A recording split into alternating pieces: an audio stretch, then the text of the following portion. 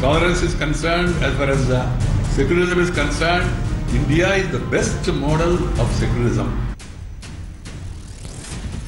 नमस्कार, आप देख रहे हैं हल्ला बोल। आपके साथ मैं हूं अंजना ओम कश्यप। असहिष्णुता, असुरक्षा, भय का वातावरण, ये सब वो शब्द हैं जो मौजूदा सरकार पर हमले के लिए विपक्ष के पसंदीदा अल्फाज हैं, क्योंकि इन शब्दों के जरिए एक माहौल बनता है और इन शब्दों के जरिए बनने वाला माहौल सरकार के खिलाफ विपक्ष की पसंदीदा रणनीति है। लेकिन संवैधानिक पद पर बैठा कोई शख्स भी इसी विपक्षी धारा में बहकर देश के माहौल पर सवाल उठाए तो क्या यह अजीब नहीं हो जाता? वो भी तब जब कुर्सी छोड़ने का वक्त आ गया हो।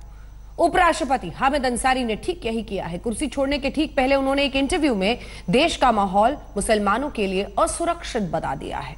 संप्रदाय की राजनीति करने वालों को हामिद अंसारी के इस बयान से भले ही मुद्दा मिल गया हो, लेकिन क्या यह एक राष्ट्र के लिए सही है कि उसके नागरिकों की धर्म और जाति के आधार पर पहचान हो, उसके हिसाब से उनकी सुरक्षा सुविधा का मापदंड तय किया जाए?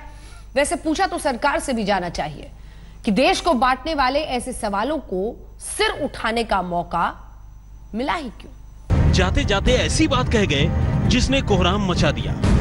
मुसलमानों की असुरक्षा से लेकर भारतीयता के पतन और खतरे में पड़ी स्वीकार्यता जैसी बातें कहकर हामिद अंसारी ने असहनशीलता की उस बहस को नए सिरे से छेड़ दिया जो 2 सालों से घूम फिरकर मोदी सरकार को घेरती रही है। उपराष्ट्रपति का ये बयान बीजेपी और सहयोगियों को बेहद नागवार गुजरा है।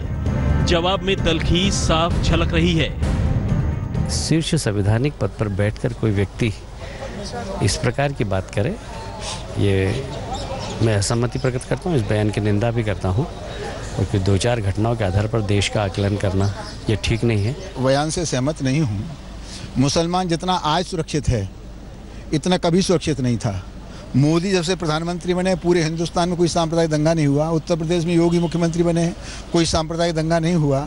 तो आज इस प्रकार की बात कहना मुझे लगता है ठीक नहीं है। लेकिन हाँ, वो लोग सुरक्षित नहीं हैं जो आतंकी हैं, जो आस्तीन के सांप हैं, जो पत्थर फेंकने वाले हैं, बम फेंकने वाले हैं, ऐसे लोगों की खैर नहीं है। कभी बीफ और गोरक्षा के नाम पर होने वाली हिंसा, तो कभी 3 तलाक जैसे मसलों के जरिए मोदी सरकार पर यही आरोप मढ़ने वाले विपक्ष को उपराष्ट्रपति के बयान ने नई ताकत दे दी है। ये तो प्रेरोगेटिव होता है। जब जाते जाते जो भी आपके दिमाग में सबसे ऊपर बात है उसको कहना ज़रूरी होता है। और ये सच है कि असुरक्षा का माहौल पैदा हो गया है मुसलमानों के लिए, क्योंकि आपको सिर्फ नाम चाहिए या पोशाक चाहिए और उसके खिलाफ अफवाह फैला के वहीं पे उसको मार दिया जाता है। बहरहाल तल्खियों के इस माहौल के बीच ही राज्यसभा में आज उपराष्ट्रपति को पीएम मोदी ने फेयरवेल कहा। कन्नड़ लेखक कलबुर्गी की हत्या के बाद मोदी सरकार के खिलाफ असहनशीलता के आरोपों ने जोर पकड़ा था, जिसने अब तक पीछा नहीं छोड़ा। बार बार सिर उठा रहा ये सवाल सोचने को मजबूर करता है कि देश की गलत छवि बनने का जिम्मेदार कौन है? वो लोग जो कुछ घटनाओं को परंपरा और हिंदुस्तानी तासीर बनाकर पेश कर रहे हैं, या वो लोग जो हर कायदे कानून से ऊपर हैं और पीएम की चेतावनी के बावजूद कानून हाथ में ले रहे हैं? आज तक ब्यूरो। आज हल्ला बोल में 2 बेहद खास मेहमान जो अपनी बात बेबाकी से रखने के लिए जाने जाते हैं हमारे साथ जुड़ रहे हैं। स्वागत है आपका साक्षी महाराज, लोकसभा सांसद भारतीय जनता पार्टी के, और असदुद्दीन ओवैसी साहब AIMIM के मुखिया और साथ ही सांसद लोकसभा के, हमारे साथ इस चर्चा में शामिल हो रहे हैं। सबसे पहले असदुद्दीन ओवैसी साहब, मेरा पहला सवाल सर आपसे यही कि बेचैन हैं आप, असुरक्षित हैं भारत में?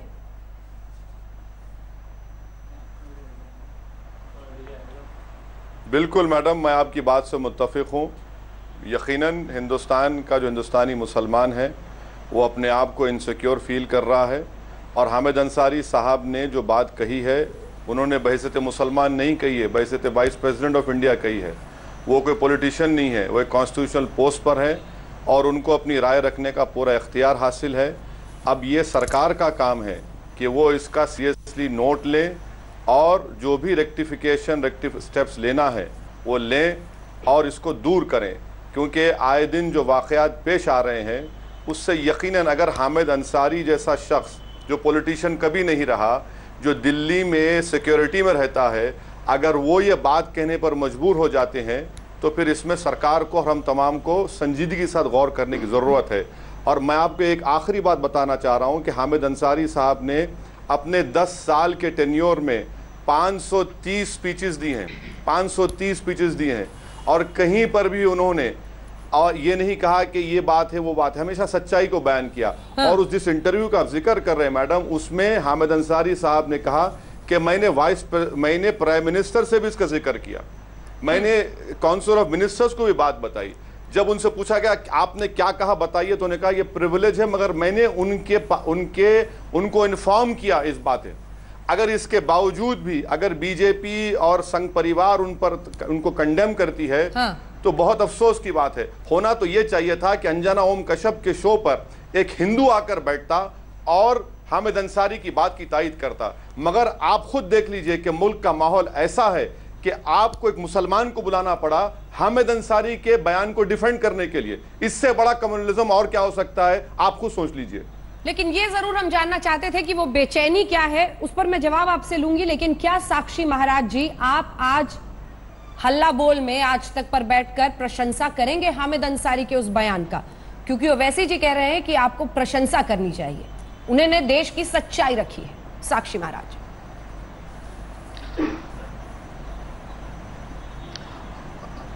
अंजना जी, बहुत दुर्भाग्य की बात है, हामिद अंसारी साहब हिंदुस्तान के उपराष्ट्रपति हैं, आज तक हिंदुस्तान के उपराष्ट्रपति थे, और आज हामिद अंसारी साहब ने वो बात की, काश जब कश्मीर से 5 लाख हिंदुओं को भगाया गया, मारा गया, तब ये बात कहते तो हम इनकी इंसानियत समझते।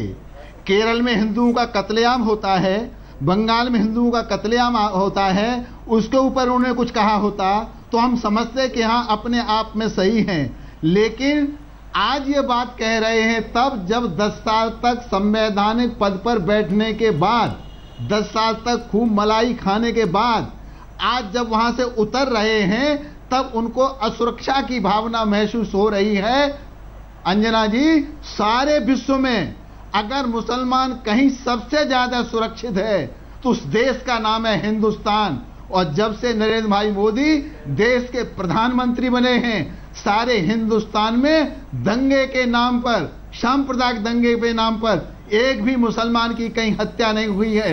उत्तर प्रदेश में योगी जी जब से मुख्यमंत्री बने हैं कोई सांप्रदायिक दंगा नहीं हुआ है। तो मेरा मानना है सारे के सारे विश्व में सबसे ज्यादा अगर मुसलमान कहीं सुरक्षित है उस स्थान का नाम है हिंदुस्तान। कुर्सी का मामला तो नहीं है असदुद्दीन ओवैसी जी, क्योंकि इस सरकार में भी इतने वर्षों तक वो उपराष्ट्रपति के पद पर बैठे रहे।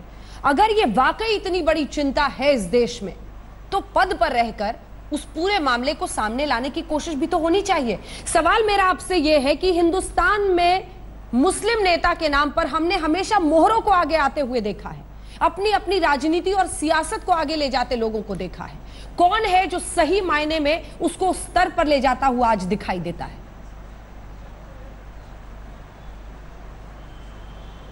मैडम, आपने कई सवाल मुझसे किए, मैं आपको एक एक का जवाब देता हूं। सबसे पहली बात तो यह है कि हामिद अंसारी साहब प्राइम मिनिस्टर ऑफ इंडिया नहीं है, होम मिनिस्टर ऑफ इंडिया नहीं है, उत्तर प्रदेश के चीफ मिनिस्टर नहीं है।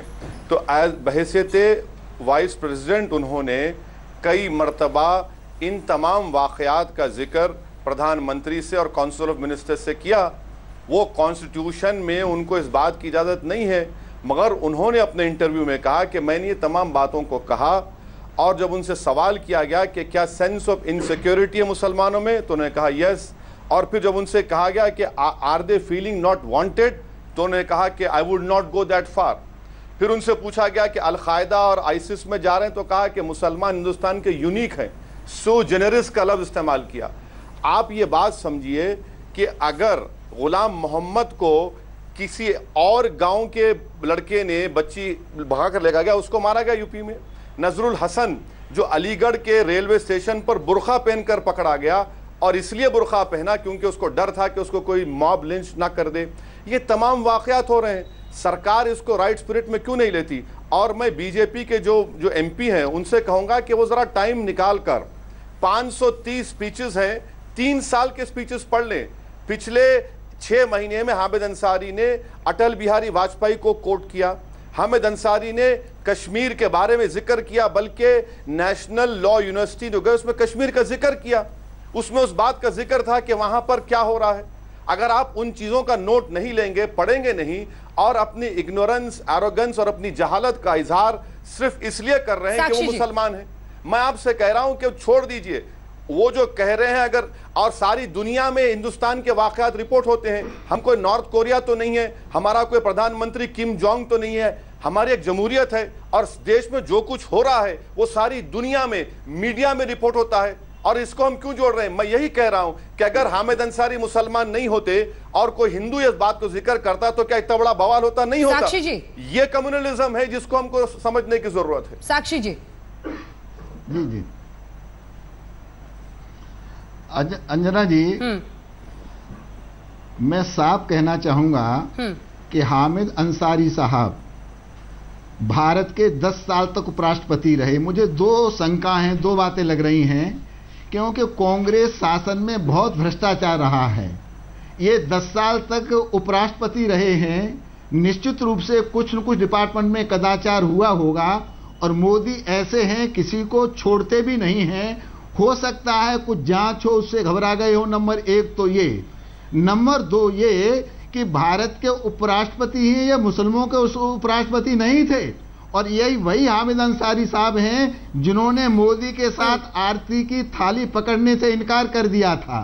यही हामिद अंसारी साहब हैं जिन्होंने तलक लगाने से इनकार कर दिया था। यही वही हामिद अंसारी साहब हैं जिनने वंदे मातरम गीत गाने से मना कर दिया था। और जो मेरे सामने बैठे हैं ये भी जनाब ऐसे हैं, न वंदे मातरम कह सकते हैं, न भारत माता की जय का नारा लगा सकते हैं। मुझे लगता है किसी कट्टरपंथी मौलवी से भी अधिक सांप्रदायिक हैं हामिद अंसारी साहब, कट्टरपंथी हैं हामिद अंसारी साहब, नफरती हैं हामिद अंसारी साहब। ओवैसी साहब, इसका जवाब इसलिए जरूरी है क्योंकि सुनिए इसका जवाब मैं देना चाह रहा हूं। नहीं सुनिए मैडम प्लीज इसका जवाब ये सुन लीजिए कि ये जो कपड़े पहनकर बैठे हैं गेरुआ रंग के, इनको जानना चाहिए कि ये खुद यूपी के हैं। हामिद अंसारी के बुजुर्ग हिंदुस्तान की आजादी में अपना सब कुछ लुटा दिए, अपना घर बार, अपनी दौलत, अपनी जानों को कुर्बान किया, मसाइब और मुश्किलात में अपने आप को मुब्तला किया। जब गोलवालकर और हेगडेवर लोगों को कह रहे थे कि क्विट इंडिया मूवमेंट में मत जाओ। दूसरी बात, अगर हामिद अंसारी के खिलाफ कोई इंक्वायरी है, मैं चैलेंज कर रहा हूं मिस्टर साक्षी महाराज, लगाइए सीबीआई की इंक्वायरी। वंदे मातरम गीत गाने में क्या परेशानी है? प्रधानमंत्री को, देश के प्रधानमंत्री को सुनिए माफी चाहना पड़ेगा। सुनिए, अरे सुनो अपने कान खोलो। क्या राज्यसभा में जब vice chairman as a presiding officer बैठता है तो क्या वंदे मातरम नहीं पढ़ा जाता? वहां पर कोई प्रूफ बता दो हामिद अंसारी का। आप स्पीचेस नहीं पढ़ते हामिद अंसारी के, आपको पढ़ना नहीं आता, आपकी आंखों पर मुस्लिम दुश्मनी का पर्दा पड़ा हुआ है। मगर याद रखिए, अगर मुल्क का वाइस प्रेसिडेंट ये बात कह रहा है तो आप होश के नाखून लो, इस पर संजीदगी से गौर करो। जो मुल्क में आप मुसलमानों में इनसिक्योरिटी पैदा कर रहे हैं, दुनिया के बड़े बड़े काउंटर रेडिकलाइजेशन एक्सपर्ट ने क्या कहा पढ़ लीजिए। और मैं साक्षी महाराज से कह रहा हूं, इंडिया फाउंडेशन किसका है? क्यों बुलाया इंडिया फाउंडेशन ने हामिद अंसारी को? 26 मार्च 2017 को काउंटर रेडिकलाइजेशन पर हामिद अंसारी ने क्रिटिसाइज किया, आईसिस के ऊपर, अल कायदा के ऊपर, इन तमाम टेररिस्ट ऑर्गेनाइजेशन को हामिद अंसारी ने कहा। मेक इन इंडिया पर मोदी की तारीफ की, 15 अगस्त के स्पीच को कोट किया, अटल बिहारी वाजपेयी को लोकमत के अवार्ड में कोट किया। अरे आप पढ़ते नहीं है, मगर सच्चाई को जब बयान किया जाता है तो बजाय उसको गौर करने के इसको आपको आतंकवादी कह दो। जो आपसे डिसएग्री करता वो एंटी नेशनल है, जो आपकी मुखालिफत करता वो देशद्रोही है। ये नहीं चलने वाला है। हिंदुस्तान का हिंदू हो जो बड़ी तादाद में सेकुलर है, जो आपकी बात को यकीन नहीं करता, आज वो हामिद अंसारी की बात को संजीदगी से गौर कर रहा है। और मुझे पूरा यकीन है कि पूरा देश इसको सही स्पिरिट में नोट करेगा। साक्षी महाराज जी इसका जवाब जरूर दीजिए। साथ ही एक सवाल, हाँ सर एक सेकंड साक्षी जी, एक सवाल इसमें मैं जोड़ना चाहती हूँ, क्योंकि ये सिर्फ हामिद अंसारी की बात ना रह जाए। एक सेकंड सर, ये सिर्फ हामिद अंसारी की बात ना रह जाए। जिस हेडगेवार और गोलवलकर की वो बात कर रहे हैं, हेडगेवार हमेशा उनके बारे में जितनी भी किताबें, जितनी जानकारी है, कहा जाता था, वो कहते थे कि इस देश का मुसलमान अपने आप को पहले मुसलमान समझता है और फिर बाद में हिंदुस्तानी। यही वो सोच तो नहीं है जो इस मौजूदा सरकार को या फिर उसको मानने वालों को मजबूर कर रही है कि हर मुसलमान से कहे कि आज सड़क पर खड़ा होकर साबित करो कि तुम पहले भारतीय हो, बाद में मुसलमान।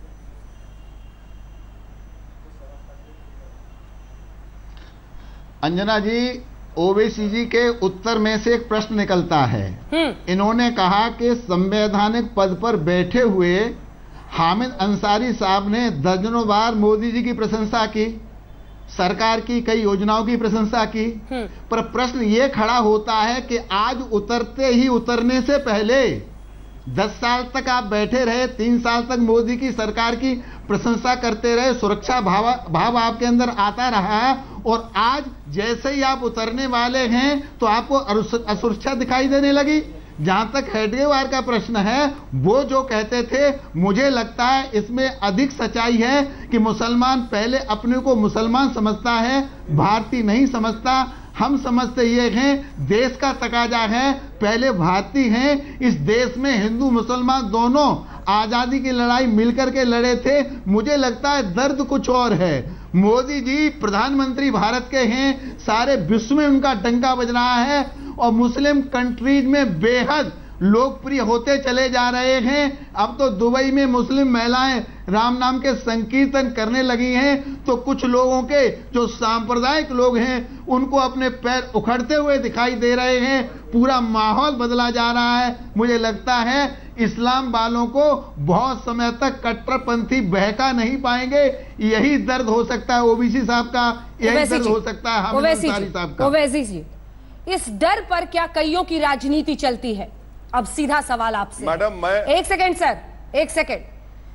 क्या वाकई मैं ये बयान सुनने के बाद सर, मैंने न जाने कितने, हमारे दफ्तर में भी बहुत सारे हैं जो मुस्लिम हैं, काम करते हैं।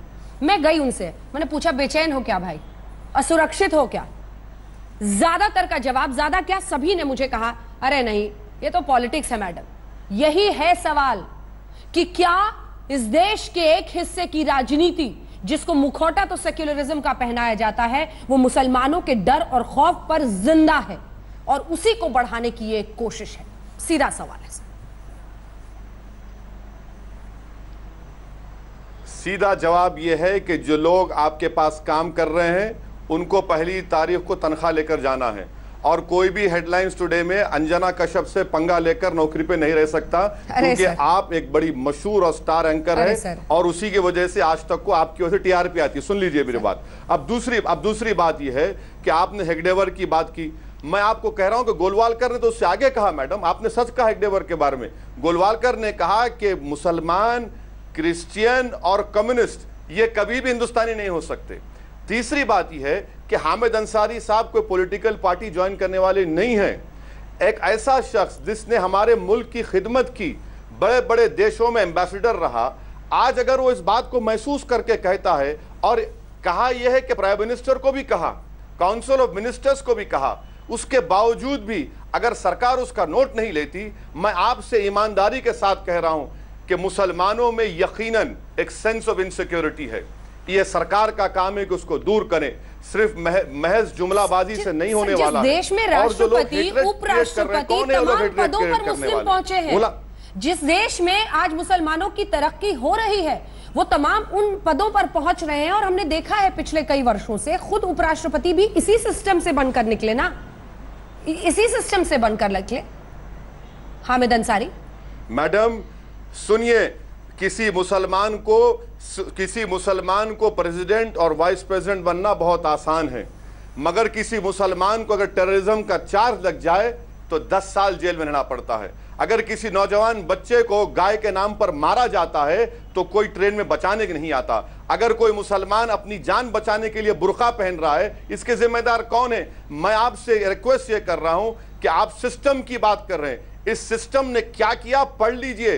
कितने बच्चे जेलों में हैं? इस सिस्टम ने क्या किया पढ़ लीजिए कि सच्चर कमेटी की रिपोर्ट, रंगनाथ मिश्रा कमीशन की रिपोर्ट, कुंडू कमेटी की रिपोर्ट, नेशनल सैंपल सर्वे की रिपोर्ट। ये बताइए फिर सिस्टम में कौन बैठा है? मैं बैठा हूं या फिर जो लोग पावर में आते हैं वो बैठे हैं? मेरा झगड़ा तो सिस्टम से है, मुल्क से नहीं है। जो लोग मुल्क में इख्तिदार की कुर्सियों पर बैठते हैं वो जुल्म कर रहे हैं। और अब मोदी सरकार डेलिबरेटली अपने सियासी फायदे के लिए, क्योंकि वो नौकरियां नहीं दे सकते, ब्लैक मनी को 15 लाख रुपए नहीं आए, चीन से मुकाबला नहीं कर सकते, कश्मीर जल रहा है, आतंकवादी घुस रहे हैं, तो एक अच्छा मसला इनको मिल गया कि पूरे देश के हिंदुओं में पैगाम पहुंचा दो कि मुसलमान देशद्रोही है, मुसलमान फुला है और अपनी सियासी रोटी सेकते रहो। चलिए ठीक है, इसका जवाब सीधे आपसे लेंगे। साक्षी महाराज जी बहुत महत्वपूर्ण आरोप लगाए हैं उन्होंने। बेहद खास मेहमान हमारे साथ असदुद्दीन ओवैसी और साक्षी महाराज जी एक ऐसी विषय पर चर्चा के लिए बैठे हैं जो देश के कोनों में अलग अलग हिस्सों में चर्चा जिस पर होती है, लेकिन आज सामने ये मामला इसलिए नए सिरे से आया है क्योंकि उपराष्ट्रपति हामिद अंसारी ने अपनी विदाई के पहले जो इंटरव्यू दिया है उसमें यह कह दिया कि देश में मुसलमान बेचैन हैं, असुरक्षित हैं, और इसी के बाद बीजेपी ने लगा दिया आरोप कि ये सिर्फ और सिर्फ राजनीतिक बयान है। सुनिए। From all I hear from different quarters in the country, I heard the same thing in Bangalore, I've heard from other parts of the country. I hear a great deal more about it in North India. There is a feeling of unease, a sense of insecurity is creeping in. Tolerance is concerned, as far as secularism is concerned, India is the best model of secularism. Sakshi Maharaj जी, उंगली सीधे आपकी सरकार पर उठी हुई है और सवाल यह है कि क्या वाकई एक ऐसा माहौल देश में बनाया गया है, चाहे गौरक्षा के नाम पर हो रही गुंडागर्दी जिसका खुद प्रधानमंत्री नरेंद्र मोदी ने जिक्र किया, या फिर उत्तर प्रदेश में अचानक से ही बिना पूरी स्ट्रैटेजी के साथ अवैध बूचड़ खानों पर लगाम लगा देना, और भी कई ऐसे कदम उठाए गए जिसकी वजह से एक डर लोगों में बना कि क्या जानबूझकर माइनॉरिटीज को, अल्पसंख्यकों को देश में पेरिफेरी पर यानी किनारे पर धकेलने की इस सरकार की कोशिश है। राष्ट्रवाद सिर्फ राष्ट्रवाद नहीं है, हिंदू राष्ट्रवाद है और सबको स्वीकारना हो। अंजना जी, एक कहावत है कि सांच को आंच कहां। जो आदमी सच्चा होता है वो कभी भयभीत नहीं होता, जो आदमी गलत होता है वही भयभीत होता है। ये देश अशफाक उल्लाह का है, ये देश कैप्टन हमीद का है, ये देश अब्दुल कलाम साहब का है, ये देश मौलाना आजाद साहब का है। और 10 साल से हामिद अंसारी साहब बैठे थे संवैधानिक पद पर, कभी असुरक्षा नहीं हुई। 3 साल से तो मोदी जी प्रधानमंत्री हैं, कभी असुरक्षा की भावना जागृत नहीं हुई। और जैसा कि ओबीसी साहब ने कहा है कि बड़ा मोदी जी के पक्ष में हामिद अंसारी साहब प्रशंसा करते थे, गीत गाते थे, वंदे मातरम गीत गाते थे। अब आज उतरने से पहले आखिरकार ऐसी कौन सी घटना घट गई कि हामिद अंसारी साहब को डर लगने लगा और हिंदुस्तान का सारा मुसलमान असुरक्षित दिखाई देने लगा। मेरे भी संपर्क में हैं हजारों मुसलमान, मुझे वोट भी देते हैं, मुझे सपोर्ट भी देते हैं, उनके घर मेरा आना जाना भी है। लखनऊ के अल्लामा जमीर नकवी से पूछिए क्या असुरक्षित है, कलवे साहब से पूछिए क्या असुरक्षित है। मैं ऐसे हजारों मुसलमानों का नाम ले सकता हूं जो अपने को बहुत ही अच्छा महसूस करते हैं हिंदुस्तान में। लेकिन चोर की दाढ़ी में तिनका, ये आपके सामने ओबीसी साहब बैठे हैं, सारी समस्याओं का हल हो जाएगा, मैं इनकी बात मान लूंगा। एक बार ये कह दें भारत माता की जय, एक बार ये कह दें वंदे मातरम। जब जो आदमी वंदे मातरम नहीं कह सकता, जबकि लाहौर से डेली वंदे मातरम एक अखबार निकला करता था, वो मुसलमान लोग निकाला करते थे, तो उनका धर्म खतरे में नहीं था। आज ओबीसी साहब और हामिद अंसारी वंदे मातरम कहेंगे तो इस्लाम खतरे में हो जाएगा। ये भारत माता की जय का नारा लगाएंगे तो इस्लाम खतरे में हो जाएगा। इसलिए हमारा कहना यह है, पहले भारत है, पहले देश है, फिर हिंदू है, फिर मुसलमान है, फिर सिख है, फिर ईसाई है। इनका कहना यह है पहले मुसलमान है। यही तो दुर्भाग्य है। संयोग की बात यह है कि अब देश के राष्ट्रपति, देश के उपराष्ट्रपति, देश के प्रधानमंत्री सब एक ऐसी स्थिति बन गई है कि जिनके चोर की दाढ़ी में तिनका है वो अपने आप उनके हृदय का चोर उनके हृदय का चोर उन्हें भयभीत कर रहा है। परंतु मोदी के राज्य में किसी को डरने की आवश्यकता नहीं है, घबराने की आवश्यकता नहीं है। यहां तो सबका विकास, सबका साथ, हम तो किसी को छेड़ेंगे ही नहीं। हम पाकिस्तान को नहीं छेड़ रहे, जवाब लेते हैं सर। के मुसलमान को किसी लिए छेड़ेंगे, वो तो हमारा भाई है। ये डरना बंद करें। लेकिन अंजना जी, इतना अवश्य कहूंगा, जिसके हाथ में बम होगा उसको नहीं छोड़ेंगे, जिसके हाथ में पत्थर होगा उसको नहीं छोड़ेंगे, जो आस्तीन का सांप होगा उसको नहीं छोड़ेंगे, जो राष्ट्र के साथ गद्दारी करेगा वो अपने आप नहीं बचेगा। ऐसे लोग डरे तो इसका इलाज साक्षी महाराज के पास नहीं है। असदुद्दीन अवैसी जी। नहीं, अब ये बेचारे चोर, दाढ़ी, तिनका की बात कर रहे हैं। ये तो बताएं, राज्यसभा से किसको सस्पेंड किया गया था एमपी लैट के स्कीम में? राज्यसभा से एमपी लैट स्कीम के गलत इस्तेमाल पर जो स्टिंग ऑपरेशन हुआ था, किसको सस्पेंड किया गया? बिल्कुल नहीं किया गया था। किसने? नाथूराम नहीं किया गया था। आप गलतफहमी में मैं पूरा कार्यकाल, मैंने पूरा कार्यकाल किया था। नहीं कहा, मैंने पूरा कार्यकाल पूरा किया था, 6 साल का। मैंने 6 साल का कार्यकाल पूरा किया था, मुझे कोई सस्पेंड नहीं किया गया था। अरे सुनो, चोर की दाढ़ी में तिनका अब हो गया है। अब चोर की दाढ़ी में तिनका। सुनो मेरी बात। दूसरी बात, नाथूराम गोडसे आपके लिए हीरो होगा, मेरे लिए नाथूराम गोडसे हिंदुस्तान का सबसे गंदा आतंकवादी है, था, उसकी सोच रखने वाले आतंकवादी हैं। नाथूराम गोडसे को जो लोग हीरो मानते वो गद्दार हैं, और उनको उनकी गद्दारी पर ऐसे लोगों को कंट्रोल करनी चाहिए। सुनिए, तीसरी बात सुनो। देखिए, अब फिर देखिए अंजना जी, इनको तकलीफ हो रही है, बोलने नहीं दे रहे हैं। रहा सवाल तीसरी बात का, हामिद अंसारी साहब की वफादारी पर, उनके नेशनलिज्म पर कहता है कि पुलिस को हटा लो तो 100 करोड़ हिंदुओं का कत्लेआम कर देंगे हम। अपने भाई की तरफ देखिए, साक्षी जी क्या कहता है। साक्षी जी, वो अपनी बात पूरी कर ले। अपने भाई की तरफ देखिए, वो 5 मिनट के लिए पुलिस हटा लो। साक्षी जी, वो अपनी बात पूरी कर ले सर, फिर आपके पास आऊंगी फौरन। अब देखिए ना कि अब और एक बात सुनिए, अगर किसी के आश्रम से कोई औरत निकली, उसका मर्डर हो गया, बहुत सी बातें बोलने के लिए, मगर मैं मुद्दे पर आ रहा हूं।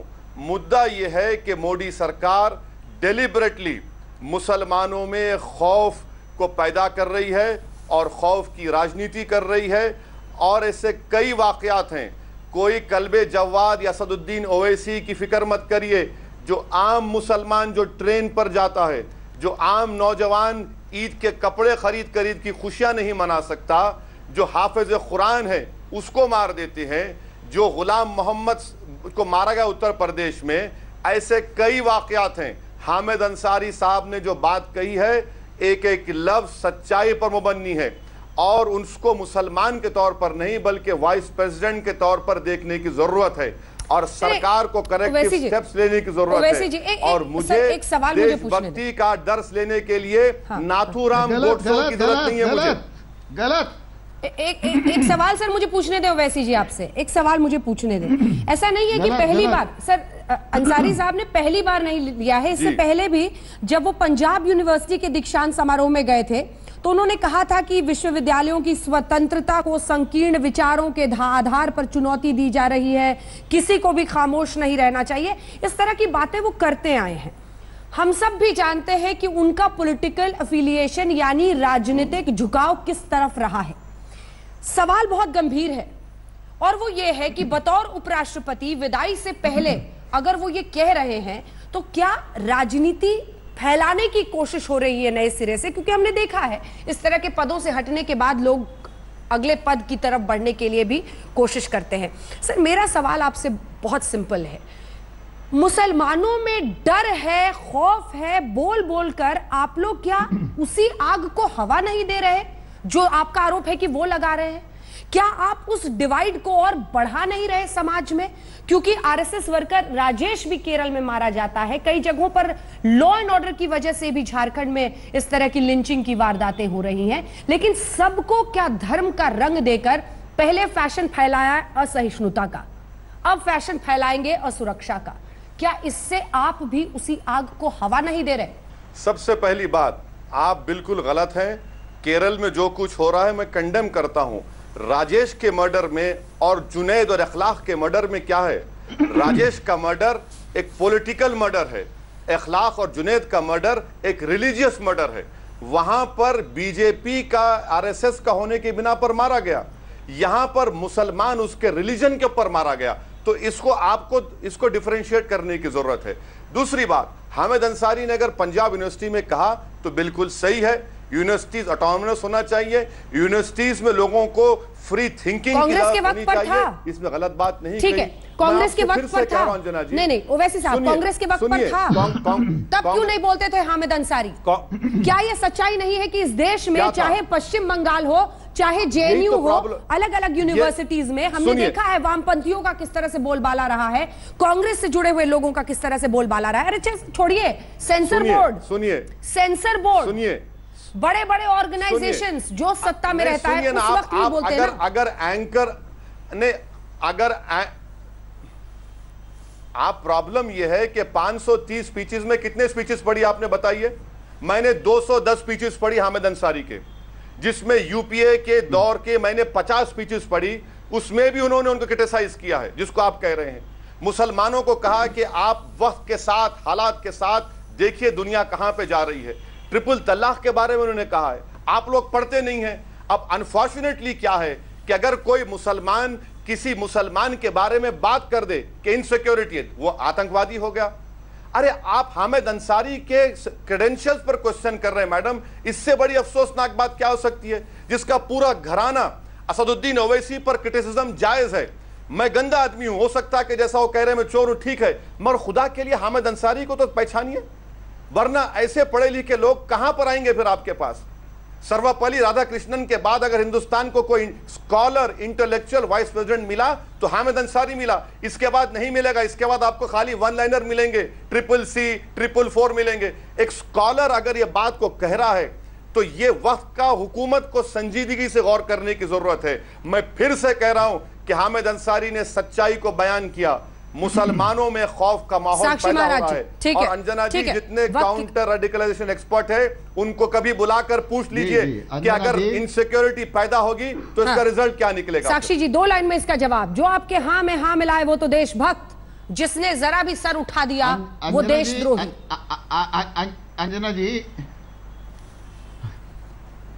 अंजना जी मैं स्पष्ट 2 लाइन में ही उत्तर देना चाहता हूं। मेरा प्रश्न यह है कि हामिद अंसारी साहब 10 साल से संवैधानिक पद पर बैठे हुए थे।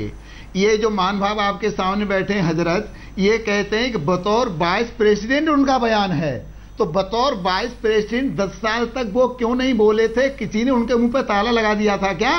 आज पानी में आग लगाने की जब पूरा कन्याकुमारी से कश्मीर तक, अटक से कटक तक सारे देश में शांति है, कहीं सांप्रदायिक दंगा नहीं है, सारा देश मोदी मोदी चिल्ला रहा है, सबका विकास, सबका साथ हो रहा है, ऐसे में पानी में आग लगाने की क्या आवश्यकता थी अगर उनके स्वतंत्र विचार थे? तो टक्कर में आपने देखा कि एक तरफ डर है, डर का आरोप है, दूसरी तरफ डर को यह बताया जा रहा है कि यह सिर्फ काल्पनिक है। अब फैसला आप कीजिए, क्योंकि हमने दोनों पक्षों को बस आपके सामने रख दिया।